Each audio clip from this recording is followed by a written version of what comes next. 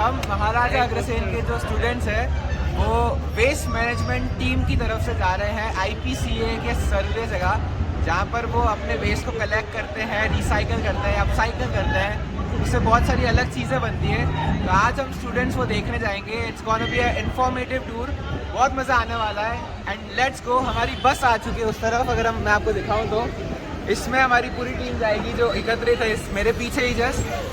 बड़ा मज़ा आने वाला है। Here we go। पीछे क्या कर रहे हैं? उसके साथ बाय बाय। अपने यहाँ पर अटेंडेंस लेते जाते बैठते जाते यस याराम। मुझे जाना सबको सीट के लिए लेना था मुझे ये। कारा शेरावाली का बोल साचे दरबार की जय।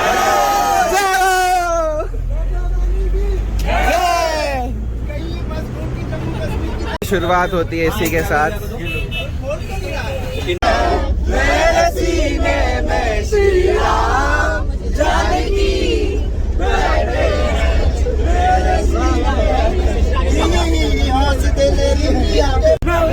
छोड़े आया। बस रोकी, उसका दिल छूट गया भाई बाड़ा मोड़ पे ही, शहीद राजगुरु कॉलेज के पास। दोस्त अंताक्षरी हो रही है और हमें टीम है, हमारे पीछे टीम भी। ये हमारा बॉर्डर है जहाँ मैं बैठा हुआ हूँ। बस यही दो लाइन तेरी नैनों की भूल भुलैया में है तेरी नहीं ए अपना बना ले। ए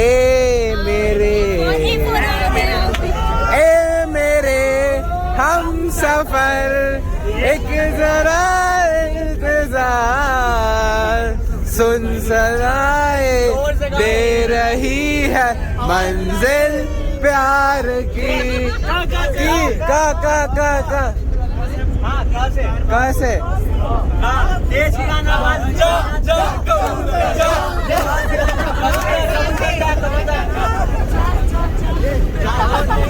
ये कोई गाना थोड़ी हुआ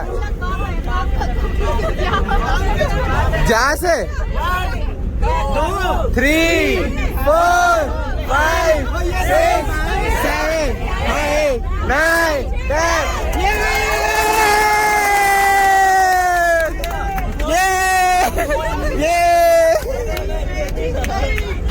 राम सिया राम जय जय राम। ओ गल भवन अमंगल हारी। पूरे रास्ते यही सारे हंसी मजाक गाना गाते हुए पहुंचते हैं हम अपनी पहली साइट पर, जो कि थी ग्रेटर नोएडा में। Here we go। Of IPCA कुछ आप लोग मिल चुके हैं सर से। कितने लोग मिल चुके हैं आशीष सर से? काफी लोग। थोड़ा आगे आ जाए, कोई दिक्कत नहीं, आगे आ जाए। Many of you have not met Ashish ji. Ashish ji is alumnus of Delhi university. Cluster 4 Greater Noida में है। ग्रेटर नोएडा को 5 क्लस्टर्स में डिवाइड किया गया, क्लस्टर 1 2 3 4। तो दिस इज क्लस्टर 4। तो क्लस्टर 4 का decentralize waste management system we are appointed by Greater Noida authority to do decentralized waste management system at cluster 4. इस cluster 4 में there are 14,000 dwellings, households हैं, plus 2 villages हैं, markets हैं, offices हैं। तो उन सारा waste, the total waste generation of cluster 4 is about 10 metric tons per day। 10 metric tons में 10,000 kg per day यहाँ पे waste generate होगा, जिसमें organic waste होगा approximately 6 tons and dry waste including plastic, paper, glass, metal, e-waste, inerts, वो सारा होगा approximately 4 tons। So basis on the waste generation we have developed this facility।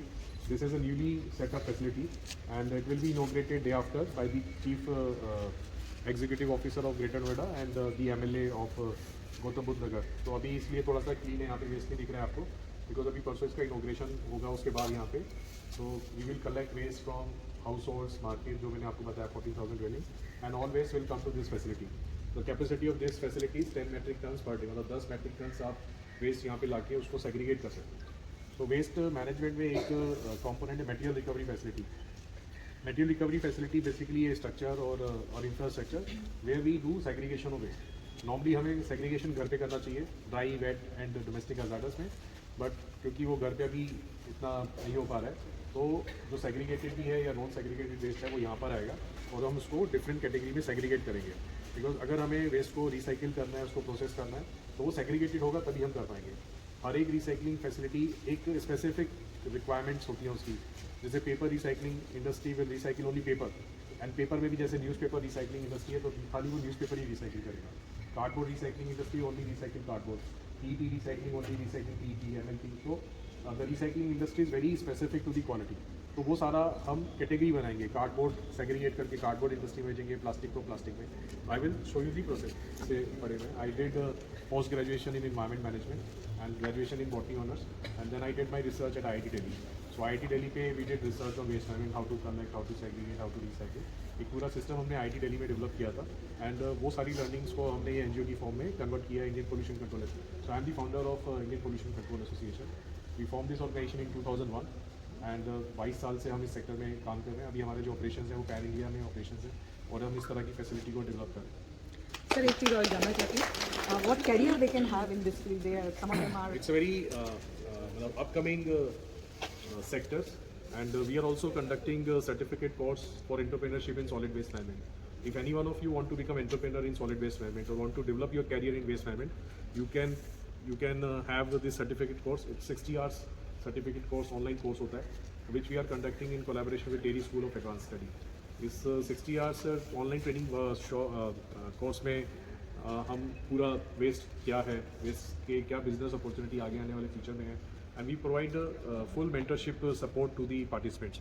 अगर किसी को कोई बिजनेस डेवलप करना है तो they can share the business idea, उसमें प्रोजेक्ट प्रपोजल से लेके एग्जीक्यूशन तक का जो भी सपोर्ट चाहिए होता है वो हम प्रोवाइड करते हैं। एंड अगर आपको जॉब भी करना है, सर्विस सेक्टर में जाना है, तो अभी it become mandatory for all the corporate to have environment cells, और EHS में बहुत सारी अपॉर्चुनिटीज़ हैं। काफ़ी सारी वेस्ट मैनेजमेंट एजेंसीज अब आ रही है। अगर मैं इसको वर्थ ऑफ रुपीज़ में कैलकुलेट करूँ तो जो वेस्ट मैनेजमेंट सेक्टर का जो वर्थ है, it's equal to any other organised business sector like automobile industry sectors है या IT इंडस्ट्री है। जो चैलेंज है वेस्ट में और अदर इंडस्ट्री में कि they are very organised, corporate की तरह काम करते हैं। ये जो वेस्ट मैन सेक्टर है ये इनफॉर्मल सेक्टर है। यहाँ पे आपको जो लोग मिलेंगे काम करने वाले वो इनफॉर्मल तरीके से अपने खुद से काम कर रहे हैं, कोई बॉडी नहीं है उनके ऊपर। तो यही हमारा एक चैलेंज है कि we need more professional in this sectors. अगर आप जैसे पढ़े लिखे लोग इस फील्ड में अपना कैरियर बनाते हैं तो you can make this entire sector in more organised and you can be Tata Birla in the future. इसमें बहुत मतलब वेस्ट जो है वो एक तरह का वेल्थ ही है। आप देखेंगे कि जो चीज़ आप खरीद के लाते हैं मार्केट से, कुछ भी लाते हैं, आप एक पेप्सी की बोतल भी लेकर आए, आपने उसको कंज्यूम करने से पहले कुछ प्राइस पे किया है शॉपकीपर को, और फिर आपने उसको वेस्ट में डाल दिया है, तो वो आपके पैसा ही तो है जो आपने डस्टबिन में डाला है। अगर आप डस्टबिन में नहीं डालेंगे, आप रिसाइकलिंग के लिए बेच देंगे, तो वो पैसा आपको रिटर्न मिल जाएगा। तो we are just dumping our money into the dustbin और दी रोड साइड और इन टू दी ड्रेन। अगर ये कॉन्सेप्ट हमें समझ में आ जाएगा कि waste is a wealth, then we, जैसे हम करते हैं कुछ तरह के वेस्ट को हम कंजर्व करके रखते हैं, जैसे newspaper, we understand the value of newspaper and that's why we preserve newspaper. Daily एक पेपर आता है जिसका वेट 100 ग्राम होता है या 200 ग्राम होगा, हम इकट्ठा करके रखते हैं और 1 महीने के बाद में हम किसी कबाड़ी वाले को बेचते हैं। So what why we can't do this for other waste? Plastic के लिए हम क्यों नहीं करते हैं? बोटल्स को स्टोर करना शुरू करें, मेटल्स को।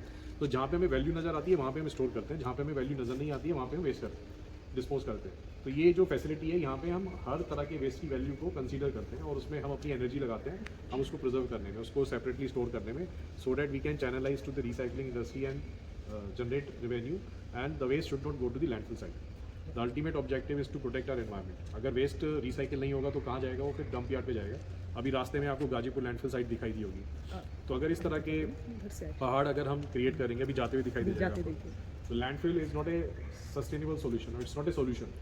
वो हमारी वीकनेस को देखा होगा कूड़े को छांटते हुए, तो वो एक परफेक्ट तरीका नहीं है कूड़े को छांटने में, क्योंकि मैनुअली रोड साइड में कूड़े को छांटने में जो कूड़े को छांट रहा है आदमी, उसको बहुत सारी बीमारियाँ हो सकती हैं। तो हम उसकी हेल्थ को कैसे प्रोटेक्ट कर सकते हैं और कैसे उसकी जो कोई भी, आप देखेंगे कि एक रिक्शा कूलर को देखा आपने, रिक्शा में बड़ा सा बैग होता है, उसके अंदर कूड़ा होता है और एक आदमी खींच के ले जा रहा होता है। आपके घर पे आते ही हर आदमी के घर पे एक रिक्शा वाला आता है जो कूड़ा लेके आता है। वो मिनिमम कितना डिस्टेंस ट्रैवल करता है? वो अगर आप मयूर विहार में रहते हैं तो मयूर विहार से सीमापुरी वेस्ट लेके जाता है, तो 10 किलोमीटर का ट्रैवल करता है। What would be the approximate weight of that rickshaw? हम इस तरह से सोचते नहीं है। तो ये नए क्वेश्चन आपके लिए, जो आपके घर में कूड़े वाला आता है, आपकी जिम्मेदारी खत्म की आपने, हम डस्टबिन को भी हाथ में लगाते हैं, हम उससे कहते हैं नहीं ये डस्टबिन रखा है उठा के ले जाए। हमारे द्वारा पैदा किया गया कूड़ा, हमारे द्वारा फेंका गया कूड़ा कूड़ेदान में, हम कहते हैं ये अनटचेबल चीज़ें हम नहीं लगाएंगे, तुम उठाओ इसको। ऐसा होता है ना, कॉमन सी चीज़ है। इसके बाद हमने उस कूड़े वाले के बारे में कभी कुछ सोचा नहीं कि वो क्या करेगा इस कूड़े का, कैसे कहाँ डंप करेगा, कैसे इसकी लाइवलीहुड करेगी, कैसे इसकी हेल्थ सर्वाइव, नहीं सोचते। तो ये सोचना शुरू करना है। अगर आपको इसमें कैरियर बनाना है तो जैसे जैसे आप सोचना शुरू करेंगे वैसे वैसे आपको डायरेक्शन मिलेगी कि आपको किस डायरेक्शन में काम करना है। आपको कूड़े वाले की हेल्थ को इंप्रूव करने के लिए काम करना है, आपको कूड़े वाले के रिक्शा के डिज़ाइन को इंप्रूव करने के लिए काम करना है। तो बेसिक क्वेश्चन, कूड़े वाले का वेट कितना हुआ रिक्शा में? 100 kg, 100 to 100। 1 क्विंटल 100 kg हो गया, कितना होगा? 200 अप्रोक्स। उसका अगर पूरा पूरा बाकू बोलते हैं उसको, बोलते यस सर, वो जो बड़ी सी बोरी होती बाकू बोलते हैं। अगर वो बाकू पूरा भरा हुआ है प्लस रिक्शा का वेट, वो टोटल 600 किलो का वेट होता है, 600 kg। और उसके रिक्शा में कोई गियर सिस्टम नहीं है, मैनुअल रिक्शा, मतलब गियर नहीं है उसके अंदर। हम जो साइकिल चलाते हैं शौक के तौर पे, उसमें गियर होते हैं ताकि हमारी स्पीड बढ़े। स्पीड बढ़ जाए और स्ट्रेंथ, एनर्जी कम लगे। उसका विदाउट गियर हैवी मेटल वाला रिक्शा होता है। 600 किलो का वजन एक आदमी 10 किलोमीटर ट्रैवल करता है अपनी लाइवलीहुड जनरेशन के लिए। तो यहाँ पे हमें बिजनेस अपॉर्चुनिटी मिलती है। कैसे? क्या हम एक ऐसा रिक्शा का डिज़ाइन क्रिएट कर सकते हैं जो कि लाइट वेट हो, गियर के साथ हो? क्या हम एक ऐसा सिस्टम डेवलप कर सकते हैं जहाँ पे वेस्ट को सोर्स पे सेग्रीगेट कर सकते हैं? तो ऐसे हर लेवल पे हमें बिजनेस अपॉर्चुनिटी मिलेगी और यहाँ से हम उस आदमी की लाइफ के बारे में भी सोचना शुरू करते हैं और यहाँ पे हमें मोटिवेशन मिलेगा कि हमें वेस्ट में कुछ करना है। तो मेरी शुरुआत ऐसे हुई, ठीक है? सर कुछ कोड भी बना सकते हैं उनके लिए जो हाँ, अभी स्टार्ट हुआ है आपका सोचना। अब ऐसे सोचो, आपको बहुत सारी चीज़ें आएंगी, अभी जरूरी नहीं है शेयर करो, बट यू स्टार्ट नहीं। हम जब सोचना शुरू करते हैं किसी प्रॉब्लम के बारे में तो हमें लगता है, अभी बहुत ही रिसेंटली मैंने एक वो देखा था, एक मोटिवेशनल आया था कपिल शर्मा के शो में। उसने कहा था कि अगर हमें कोई लाल रंग की गाड़ी खरीदनी है तो हमें आसपास सारी लाल रंग की गाड़ियाँ दिखती हैं, नीली नहीं गाड़ी नहीं देखेंगे। दिखती हैं, बट दूसरे कलर की गाड़ियाँ भी मौजूद होती हैं। तो अगर हम अभी सोचना शुरू करेंगे तो हमें उसी से रिलेटेड सारी चीज़ें दिखाई देंगी। मैं आपको चैलेंज कर सकता हूँ कि अभी आप जब वेस्ट के बारे में इतना सारी बातें करेंगे, आप घर जाओगे ना, आपको सारी तरफ वेस्ट दिखाई देगी। मेरे तो सपने में भी वेस्ट आता है।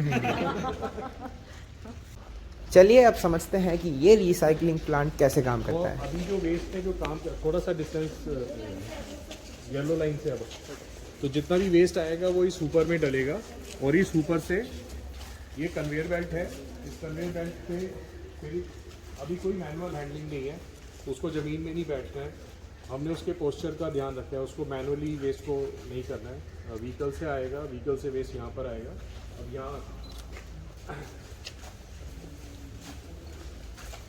ये ऑपरेशनल नहीं है साइट, तो मैं आपको चला के नहीं दिया। फिर ये एक प्लेटफॉर्म पे चला,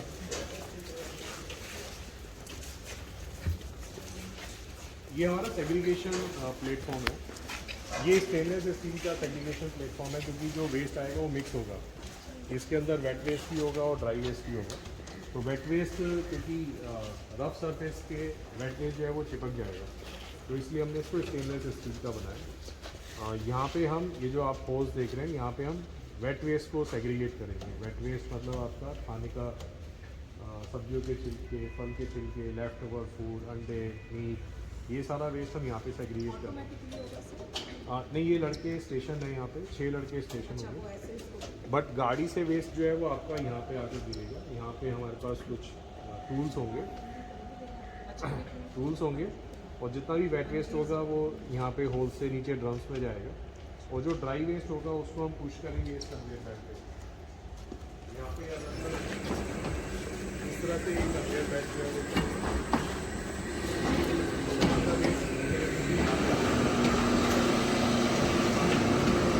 फिर आपका इस बेल्ट से खाली ड्राई वेस्ट आएगा। Dry waste, paper, plastic, paper, cardboard. और यहाँ पर 10 अलग अलग स्टेशन होंगे लोग जो अपने अपने ड्रम में एक पर्टिकुलर चीज़ ही स्टोर करेंगे। जैसे किसी को पेपर अलॉट हुआ है तो सिर्फ पेपर सेग्रीगेट करेगा, कार्डबोर्ड बोला है तो सिर्फ कार्डबोर्ड करेगा, ग्लास बोला है तो सिर्फ ग्लास करेगा। हमने ड्रम्स में लिया, वो ड्रम्स यहाँ पे लाएंगे और वो फिर ऑर्गेनिक वेस्ट के लिए। Organic waste. Sir will it be only like जो हमारे पास कंपोस्ट बिन्स हैं उसमें सिर्फ फील्स जाते हैं, but it will be also यहाँ पे सब जाता है। इसमें हर तरह का वेस्ट आता है बिकॉज ये मैकेनाइज्ड है। यहाँ पे हम इसको थर्मल ट्रीटमेंट भी है इसके अंदर। तो हमारे वेस्ट में जो सबसे ज़्यादा प्रॉब्लम है वो है मॉइस्चर। कोई भी साइंटिस्ट, कोई भी इन्वेंटर इन 5 शब्दों के बिना जिंदा नहीं रह सकता। ये ऑक्सीजन है उसके लिए, what, man, where, how, where. तो जो स्मेल आती है हमारे को कूड़े में से, वो आती है पानी की वजह से। अगर आपका वेस्ट ड्राई है, जैसे पेपर में से स्मेल आती है, प्लास्टिक में से स्मेल आती है, ग्लास में से, ई वेस्ट में से, क्यों? किसमें वाटर नहीं होता? उसमें वाटर नहीं होता। लेफ्ट ओवर फूड में से स्मेल आता है क्योंकि उसके अंदर पानी होता है। पानी क्या होता है? डिकम्पोजिशन हर चीज़ का होता है, बट जो वाटर है इट्स लाइक ए बैरियर, एक वॉल की तरह है ना। वाटर जो होता है ऑक्सीजन की सप्लाई को रोकता है, तो अगर कोई भी डिकम्पोजिशन ऑक्सीजन की कमी की वजह से होता है तो उसमें H2S गैस फॉर्म होती है। H2S is a cause of smell. और अगर वो बैरियर हम हटा देते हैं, पानी की लेयर हटा देते हैं, तो ऑक्सीजन मिलती है, तो हमें कार्बन डाइऑक्साइड एंड वाटर मिलता है। तो if you want to make your process odourless, you have to remove water. तो this machine will remove excess of water and we will shred. जो भी हमारा वेस्ट आएगा इसमें ऊपर जाके देखेंगे तो उसमें श्रेडर है। तो पहले हम पार्टिकल्स को श्रेड करते हैं छोटे छोटे पार्टिकल्स में, ताकि हम उसका सरफेस एरिया बढ़ा सकें। जितना ज़्यादा सरफेस एरिया होगा ज़्यादा बैक्टीरिया उसको फास्ट काम करेंगे। देन इसके इनसाइड में कुछ थर्मल हीटिंग होता है जिससे हम पानी को सुखाते हैं, और उसके अंदर ड्रम है जहाँ पे उसका होमोजीनियस मिक्सचर बनता है। तो हम 24 घंटे के बाद इसमें से कंपोस्ट निकाल के, मतलब कंपोस्ट नहीं बोलेंगे उसको, 24 घंटे बाद उसका होमोजीनियस मिक्सचर होता है, जहाँ जब उसके बाद हम उसकी क्यूरिंग करेंगे। कोई भी compost globally minimum time for composting is 15 days, है ना। 15 दिन से पहले साइंस अलाउड नहीं करता है कंपोस्ट बनाने के लिए, तो 15 दिन हमें देने पड़े। हम इस तरह की मशीन से एक्सेलरेट करते हैं। अगर नेचुरल है तो 3 महीने लगते हैं। अगर आपने कुछ प्रोसेस यूज़ किया तो आप 15 दिन से कम नहीं कर सकते उसको। हमारा ऑर्गेनिक वेस्ट सारा इस मशीन के थ्रू हम, क्योंकि हमारा वॉल्यूम बहुत ज़्यादा है 6 टन, तो we would required some mechanical solution वगैरह डालते हैं ताकि जो एक्सेस मॉइस्चर है वो एब्जॉर्ब कर लें, और उसके बाद हम इसकी क्यूरिंग करते हैं। This process is called curing. जो भी आपका मटेरियल रेडी हुआ 24 घंटे के बाद, उसको हम इस तरह के ट्रे में ऐसे हम उसको छोड़ेंगे नेचुरल डिकम्पोजिशन के लिए। तो 15 दिन के लिए जो आपका वेस्ट है होमोजेनाइज मिक्सचर वो इन ट्रे में रहेगा, and after 15 days you can try and get the compost. आपका जो भी ऑर्गेनिक वेस्ट है वो सारा खाद में कन्वर्ट हो जाएगा, जो आप अपने ग्रीन एरिया में डेवलप कर सकते, यूज़ कर सकते हैं। ये हमारा बेलिंग सेक्शन है। बेलिंग सेक्शन मतलब जो आपका वेस्ट है उसकी प्रॉब्लम है कि वो बहुत लाइट है वेट पे। जैसे आप कैरी बैग देखते हैं, कैरी बैग का वेट कितना है? 1 ग्राम, 2 ग्राम, 5 ग्राम। आपकी जो दूध की थैली है उसका वज़न 10 ग्राम। आपका जो ब्रेड की थैली है उसका वज़न 1 ग्राम। तो अगर ऐसे 1-1 ग्राम की थैली 1000 थैली आ जाती है तो ये पूरा ऐसे कमरा भर जाएगा। और अगर इसको मैं रिसाइकलिंग प्लांट में भेजूंगा तो मेरा लॉजिस्टिक कॉस्ट बहुत ज़्यादा है। मतलब पूरी गाड़ी में 10,000 थैलियाँ ऐसे आएगा, तो मेरे लिए वो इकोनॉमिकल सोल्यूशन नहीं है। जो लॉजिस्टिक कॉस्ट मेरा ज़्यादा हो गया उसकी वैल्यू से, तो मैं क्या करूँगा, उन सारी थैलियों को मैं इस मशीन में डालूंगा और एक में एक पेटी बना दूँगा, बेड जैसे कंप्रेस कर देंगे। तो जैसे अगर मैं कंप्रेस करके करता हूँ तो इस पूरे एरिया में मैं एक गाड़ी मतलब 10 टन के आसपास मटेरियल को स्टोर करके रख सकते हैं आगे। अगर ये बेल नहीं होता तो ये ऐसे पूरा वहाँ तक करना। 100 kg। ये चारों का बेल मिला के मोर देन 100 kg है। सर अब इस पे जैसे इंसेक्ट्स आ रहे तो उसका तो उससे कोई दिक्कत नहीं है। अच्छा, ये तो फर्दर रिसाइकलिंग में वो प्रोसेस होता है इसको। इसमें वेट और हर तरह का जाएगा। जैसे ये मैं I can C paper cups. हाँ, ये पेपर मटेरियल है, इसमें पेपर कप्स हैं, टिश्यू पेपर्स हैं, पेपर से रिलेटेड टेट्रा पैक कार्टन हो जाएगा। अच्छा, तो ये किसी भी पेपर रिसाइकलिंग गर्म नहीं लगता? बढ़िया है फिर तो। ये ऐसे में प्रॉब्लम नहीं। अरे सही यार, सही। रिसाइकल्ड प्लास्टिक से बने हुए ही ये घर है, और ये जो बॉर्डर है, ये चीज़ है, ये प्लास्टिक है, सेम मटेरियल है। अब वो जो है ना, जो हाइड्रोलिक प्रेस के बाद जो भी आइटम्स है उन्हें यहाँ पर अलग अलग तरीके से लगाया जाता है। प्लास्टिक का होगा तो इधर है, कार्डबोर्ड का होगा तो इधर है, पेपर का उसके आगे, ग्लास का उसके आगे, मेटल का उसके आगे, ऐसा लगता है। बाकी यहाँ रूम्स है। एंट्री पे वो जो दिख रहे हैं वो बेंचेस भी रिसाइकल मटेरियल के हैं। ये एक 360 डिग्री है। मैं इनाग्रेशन के पहले ही आ गए कॉलेज वाले। इसका इनाग्रेशन अभी 2 दिन बाद है। गाइस टायर पंचर हो गया। गाइस कैसा लग रहा है आपको? मजा आ रहा है। आपको कैसा लग रहा है टायर पंचर हो गया? कैसा लग रहा है आपको टायर पंचर हो गया? भाई कैसा लगेगा यार, मैं सोच रहा हूँ अंधेरा हो रहा है बस। कैसा लग रहा है आपको टायर पंचर हो गया? ये टायर पंचर नहीं हुआ है। अच्छा, हमने गलत नहीं। क्या हो गया बताओ? ये यहाँ से कुछ कर रहा था। कुछ बहुत ही खतरनाक हो चुका है guys. Oh no, oh no, we can feel the. Luckily हमारी बस जल्दी से ठीक हो गई, और अब चलते हैं फैक्ट्री में जहाँ पर असलियत में काम होता है। और कुछ 4 स्टेप्स में आपको समझाता हूँ। तो प्रोसीजर ये है कि सबसे पहले तो सेग्रीगेट होता है, जो भी अनवांटेड पार्टिकल्स आ जाते हैं उन्हें रिमूव किया जाता है, चाहे पेपर में कुछ प्लास्टिक कप्स आ गए गलती से या जैसे भी है तो उन्हें अच्छे से फाइनल बार चेकिंग करी जाती है। सेकेंड स्टेप इज़ कि अब इन सब पार्टिकल्स में यूनिफॉर्मिटी लाने के लिए सबको ग्राइंड किया जाता है, श्रेड किया जाता है, ताकि सब एक तरह के हो, तो सारा पेपर प्लास्टिक एक साइज़ का बन जाता है।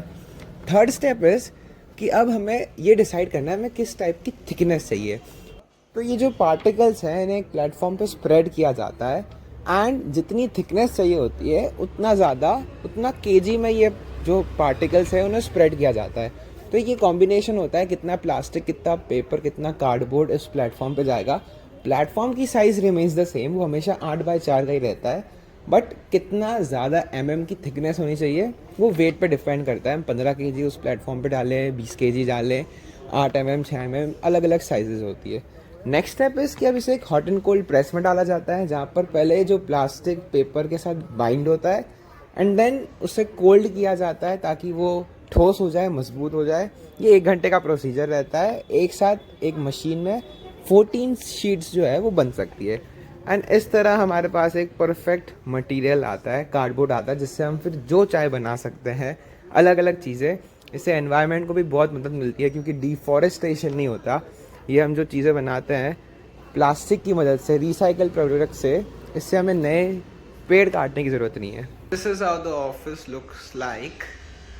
ये सारे प्रोडक्ट्स हैं एंड मेजरली सारे कॉलेजेस में काम आ सकते हैं, from trays to pen holders, cardboard holder, मतलब पेपर होल्डर, पॉट्स, ये माउस ट्रैप है, देन वी हैव स्पैरो के लिए, then we have these planters जो बहुत सारे पौधे देते रहते हैं, सैपलिंग्स देते रहते हैं जो भी कॉलेज में आए।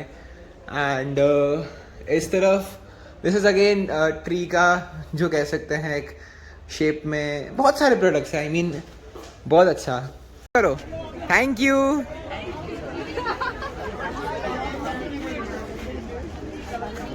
Thank you so much sir. Thank you ma'am. Factory कुछ ऐसे दिखती है। We are not allowed to shoot much from inside. So yeah, thank you guard साहब। जय सिया राम।